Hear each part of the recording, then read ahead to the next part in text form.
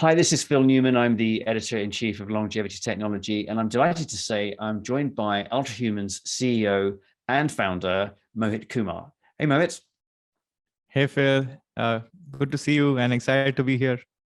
Great. Well, it's great to have you on our event and show today, Mohit. And I guess that the interesting thing is your most recent financing, because you've had some kind of really interesting investors. You've had Balaji Srinivasan, who's ex-Coinbase, and Priti Kasireddy, who's ex-A16Z, right? So you had some pretty interesting investors participate in your round. Yeah, so we did it as a part of our Series A extension. The idea was that we get people on the cap table who actually believe in this, not just like a business, but also as a product that has the potential to change the landscape around healthcare and fitness. Some of them, incidentally, were using the product even before putting their own money. So that happened as a Series A extension. We've raised overall $25 million till now in the combination of seed round and a Series A round. $7.5 million in seed and 17.5 in Series A. So that's broadly how we are capitalized. Okay, and of course, we covered recently your acquisition of LazyCo. So can we talk about that, what that acquisition was all about and how you're going to be putting that to work? So as the name says, LazyCo, so the product was actually built for lazy people who also aka efficient people, right? So it was sort of like a human machine interface built like a ring. So you can use the ring to actually sort of like initiate your coffee machine, start your car, operate your lock in your house, send SOS messages. So basically a bunch of use cases, book your car or a taxi essentially, right? So all those shortcuts in life that you need for lazy people is what LazyCo as a company was solving. And when I met Apoor, who is the founder of LazyCo, I told him that the biggest use case of your lazy technology is in helping people get them to make them fit, or to helping people improve their levels of fitness, because the biggest differences between somebody who is seeing results in their life versus not is their level of laziness or their level of commitment. So how can lazy people also see progress in their life, right? That's a huge problem statement to solve because most people are lazy. So that's the vision with which we actually started this almost a year back. So we did a merger with LazyCo. We acquired the company.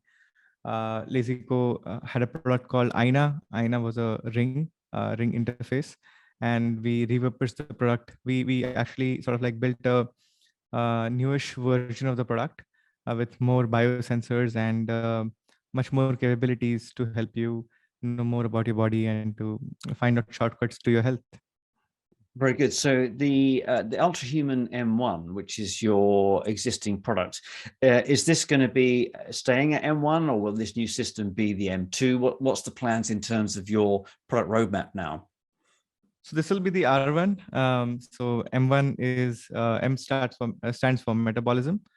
So the M1 device, which you can see on my arm here, looks like a coin-sized sensor. It streams the glucose from your body. This is not our own hardware. This is actually made by a company called Abbott. In this case, we also partner with other OEMs in this space.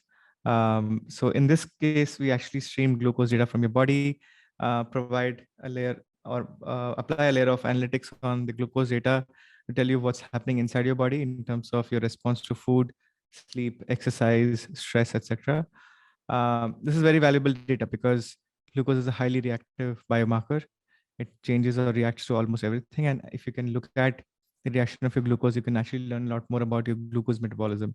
And your glucose metabolism can tell you a lot more about your probability of a metabolic disorder, your efficiency from a focus perspective, bunch of use cases, both for performance as well as for longevity. There are so many use cases around the glucose biomarker, but this will continue in the M series. So we will probably launch in the future an M2, which will have more capabilities, but maybe a similar form factor on the arm, right?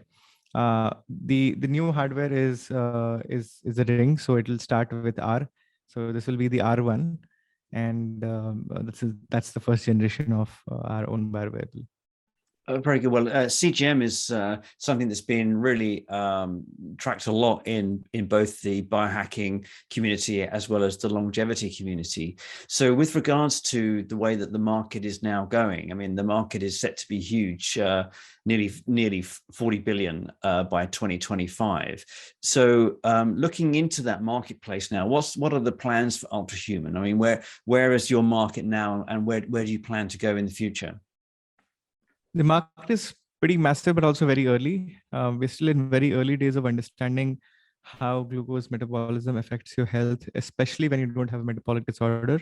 There is a lot of early signs, but the results are also very, very promising in terms of the results that people have been able to see in terms of their own health. We are currently available in the Indian market. We just launched the UAE market as well. And the plan would be to expand further into the UAE, in and around UAE market as well. So this entire region has massive, both UAE and India have massive metabolic disorder incidents. So a lot of, you can say almost 80% of the population has a very high risk, so high risk probability around like metabolic disorders. So that's why this is a core region for us. This is a region of deep interest for us. And as we end up solving the problem in a much better way, we would obviously want to expand to the other markets as well. But I think right now we are very much focused around the India and the UAE market. Interesting. And is that a combination, Mohit, of diet and exercise in those communities where you feel that there's that more metabolic disorder? Does it go down to a more genetic level? It's a combination of a lot of factors. Let's say, for example, let's take India for an example, right? One of the biggest reasons why we maybe amongst many other reasons, but one of the reasons is that we are highly protein deficient society, right? So our protein consumption is probably one of the lowest in the world. If you look at even the per capita ratio to protein, it's very, very low. One of the reasons is that we have a very high vegetarian population. That doesn't mean that vegetarianism is wrong or is not the right way to optimize your diet.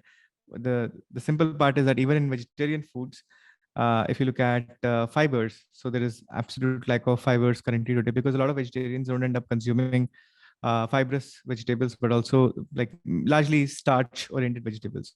So the problem is multifold. For the entire population, we just consume way too much carbs compared to the amount of proteins we get in India. And the other problem is for vegetarians, basically the amount of a lack of protein options plus even lack of fiber options is pretty much on the rise. So a lot of vegetarian foods are actually becoming more and more fiber deficient.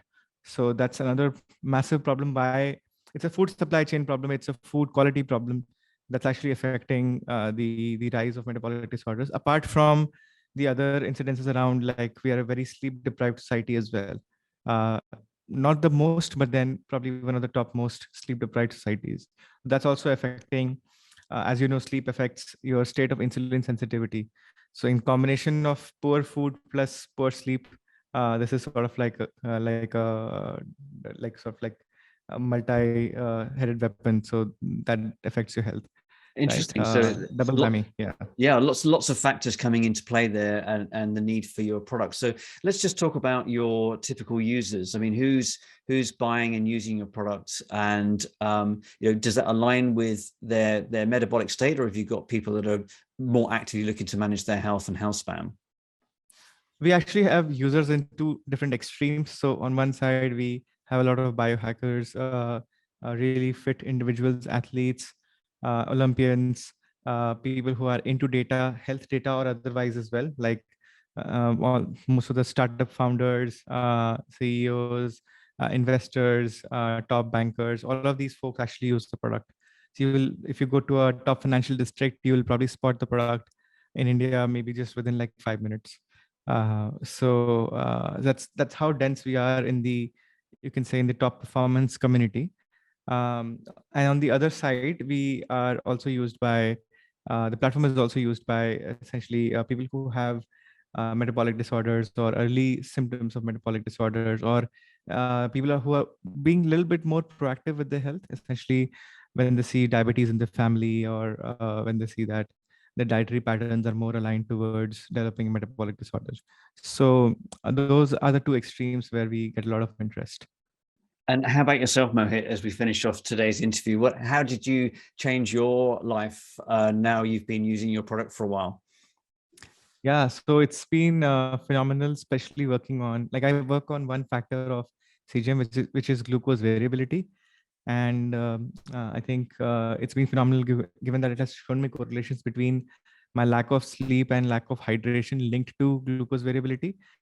I eat the same food, but my glucose variability changes, which is linked to oxidative stress. And oxidative stress is known to cause a bunch of cardiovascular issues and essentially free radical damage in your body.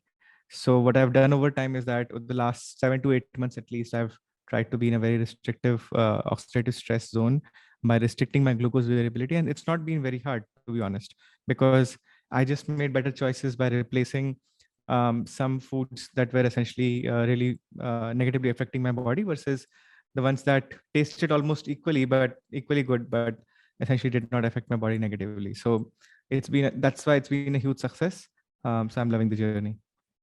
Wonderful. Well, thanks very much for joining us today, Mohit, and very best of luck to you and your colleagues with the new funding and your very exciting roadmap and plans.